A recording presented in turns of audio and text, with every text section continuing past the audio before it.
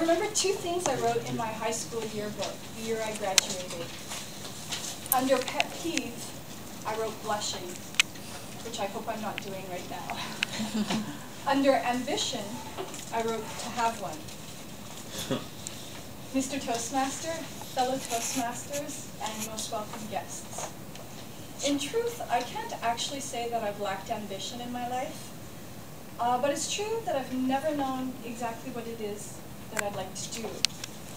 So I've let my personal life and my work life be guided largely by happenstance and serendipity. Today I'd like to share with you just one auspicious event that changed the course of my career. This event was the night I got mugged at gunpoint. I was 23 years old at the time and living in NDG, working the 6 to midnight shift at CFCF Radio as a technical producer. A technical producer basically operates the soundboard for normally an announcer. We play commercials, play sound feeds, play music. One night, after a typical shift, I left at the regular hour, just after midnight, and I took the metro home to the Villa Maria station, which was a 10-minute walk from my place. While I was walking home, I sensed that there was a man several meters behind me. I wasn't particularly concerned, but I was just aware that he was there. Then shortly after I turned onto Icebreaker Avenue and away from the busy and brightly lit Côte de Neige, I heard someone behind me start to run. I turned around and I saw the man, now with a ski mask gun and a gun in his hand, and he was running directly at me. I froze. I couldn't move a muscle. I couldn't scream. I was completely incapacitated by my fear. Within seconds, he had me in a headlock, and he led me out of the middle of the road, where I usually walk at night, and over to the sidewalk. My mind was a mess, full of confused and frightened feelings, and all I could think was, why me? Why me?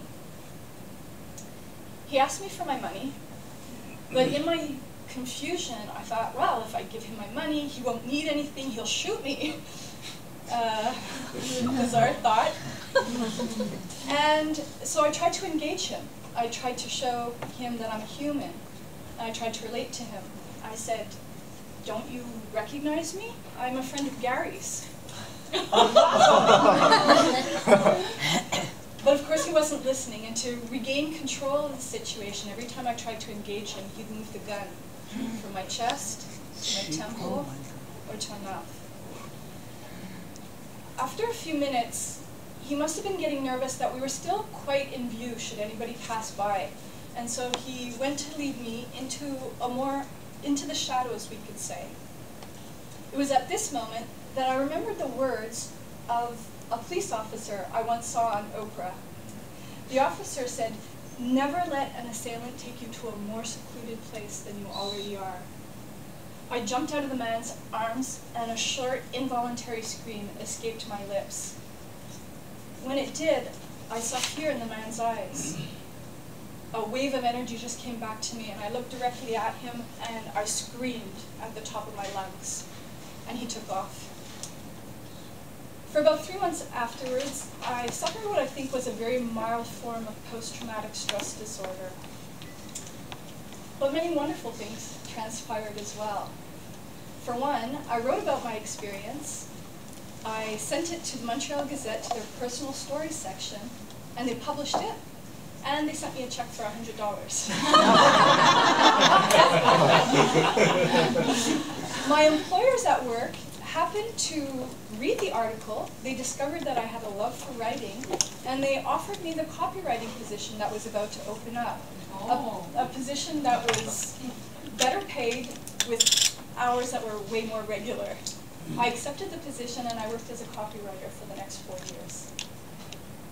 In total, I worked in radio for about 7 years, but I've had many different kinds of jobs in my life. I've worked as a dance teacher, I've worked as a temp, I've worked in the not-for-profit sector, I've done voice work for radio and television. I once quoted stock prices to investors. And I own my dance studio for 8 years with my business partner, Alain. I've done many other types of jobs as well, and mostly I've always loved my jobs, but I've always been open to change and what life brings me as well. In fact, right now, I'm kind of in a position where I'm wondering what new direction my work life might take. I'm just hoping the event that leads me there won't be quite so dramatic. Toastmaster.